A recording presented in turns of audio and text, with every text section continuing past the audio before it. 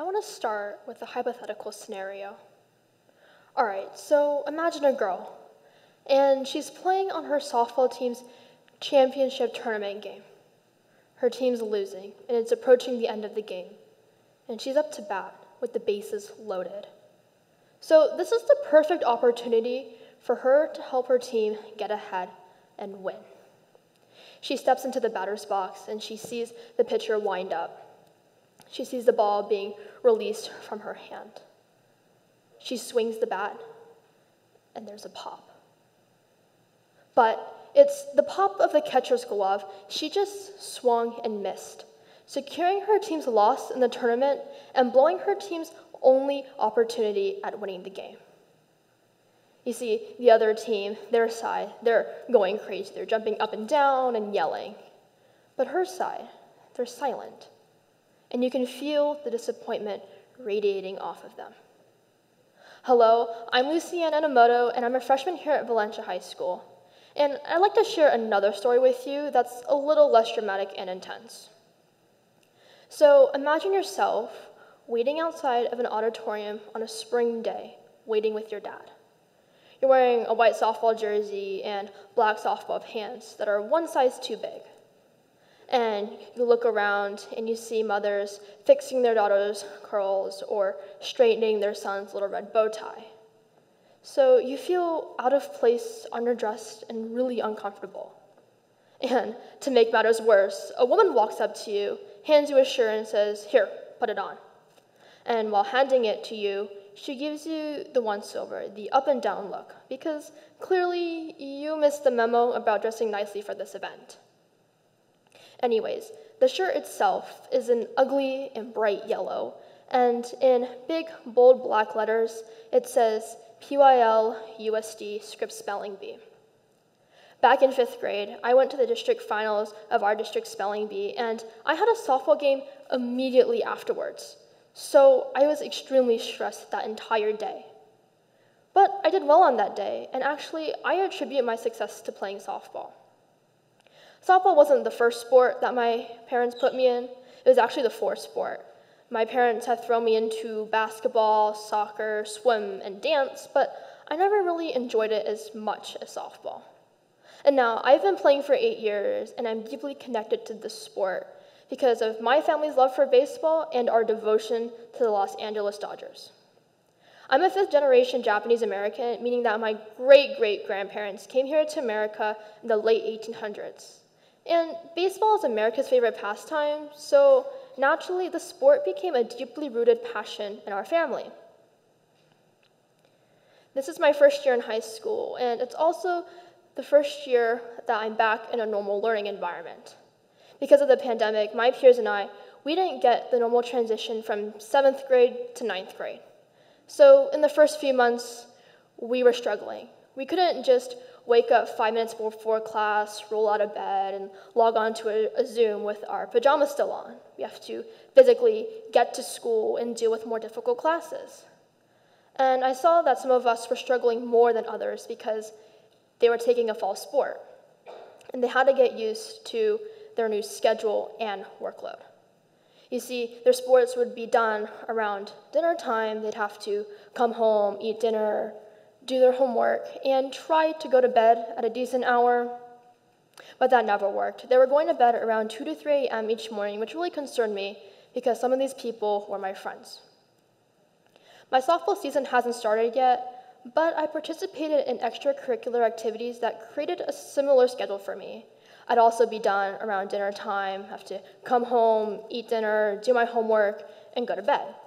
But I was going to bed around 12:30 each night, which confused me. Why are my peers going to bed at least 2 hours later than me, even though we have the same schedules and workload? I realized that I was simply used to managing my time more and having more responsibilities. Back in 4th to 6th grade, I was chosen by my softball league to represent them as an all-star player. And as an all-star player, when you sign up, you know this is a huge time commitment because during the weeks, you have practices each night that are 3 hours long, and your weekends are filled with tournaments that aren't local, so you have practically no time for homework. And it was during these 3 years when I really learned how to prioritize and work efficiently while still putting forth my best work. Softball is also extremely competitive. And when you play in an all-star team, each girl on that team has the power to change how her team does in a tournament, whether it be for better or worse. So each girl is under a constant state of pressure to do well, because they don't want to be the one person that makes a mistake, because if they do, everybody knows, not just the people who are physically there. Softball is a sport with team statistics and individual statistics, and this data used to be kept in books physically, but because of new technology, it's kept online, so anybody who's interested has the ability to go back and look at what you did wrong 3 years ago. Softball is also a game of failure. For example, if you have a 300 batting average, that means you have a 30% success rate when you step into the batter's box to hit. It's not even enough. But if you have a 350 batting average in Major League Baseball, that'll win you multiple awards in hitting, and it will get you into the Hall of Fame. In my 8 years of playing, I've had many at-bats. And in most of these at-bats, I failed. I've struck out, gotten out, or swung at a pitch I wasn't supposed to. And when I first got out, I would be so upset, I would start crying. But now, I don't cry, because I realized I have so many more opportunities ahead of me to hit, and it also made me realize that there's more than just the obstacle that's immediately in front of me. Back in 5th grade, I had a really bad slump when I was hitting. So I wasn't doing well, and I wasn't enjoying the game at all anymore, to the point where I actually wanted to quit. So I tried to make a deal with my parents. I said, hey, if I finish playing just this one season, you can't make me play any more softball, and you definitely cannot make me play in high school. They said no. They wouldn't let me stop playing. And when they said that, when that first happened, I was so upset. But looking back now, I'm actually quite grateful that they helped me persevere through the challenge, because now I have a spot on Valencia's varsity softball team as a freshman. When I first started playing, I also only had one game on Saturdays. And if I didn't do well in this one game, my disappointment would carry on for the entire week until the next weekend. And I was upset and frustrated, but I still had to go to school, a school where I went with other girls who played softball in the same league as me. And sometimes they were the reason why I was so upset with myself. So I really learned how to mask my emotions and feign confidence around others when I really wasn't feeling great about myself. Because I've been playing for so long, I've been on many different teams. So I've played with a lot of girls, and they've all had different personalities, came from different backgrounds, and have had varying skill sets. So I became really comfortable working with people who are different from me. And this has really helped me in high school, because now I feel more comfortable branching out and making new friends. Culturally, I'm an anomaly. You don't see many Asian girls playing softball. And actually, if you flip through previous yearbooks, I am the only Asian girl on that page, the token Asian girl. And actually, according to a study done in the fall of 2021, only 3.9% of girls who play softball are actually Asian, so there's not a lot of us. And I don't play the stereotypical dainty country club sport like tennis or golf.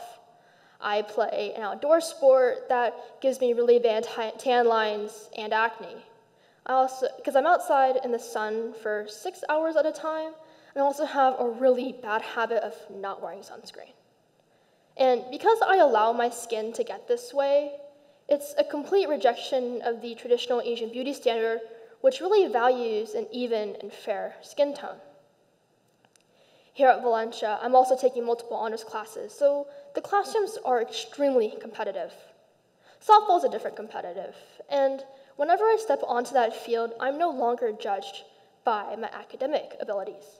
I'm judged by my physical abilities, and for me, it's a breath of fresh air. This past summer, I was approached by a parent who wanted me to mentor and teach their daughter in softball. The girl, she's Chinese and she's barely 6 years old, so she's in first grade this year. And they asked me, out of all people, because they cared about the representation in the sport. They wanted to establish a role model for their daughter that looked like her.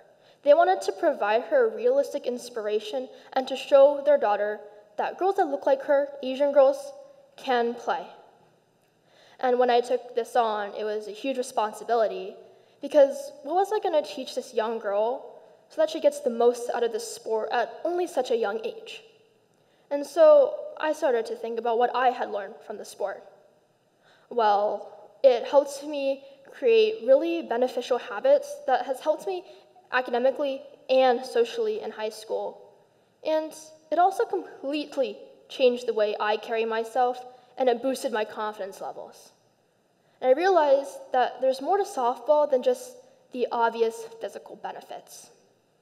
So I urge all of you to play a team sport, one that'll help you develop some or maybe even all of these traits. And even if you think you're too old or too young to start playing, there's always going to be the perfect fit out there that's just right for you. And going back to the day of the spelling bee, I didn't place first. I actually placed third. And you know what word I got out on? Exalt. E-X-U-L-T. Exalt. Thank you.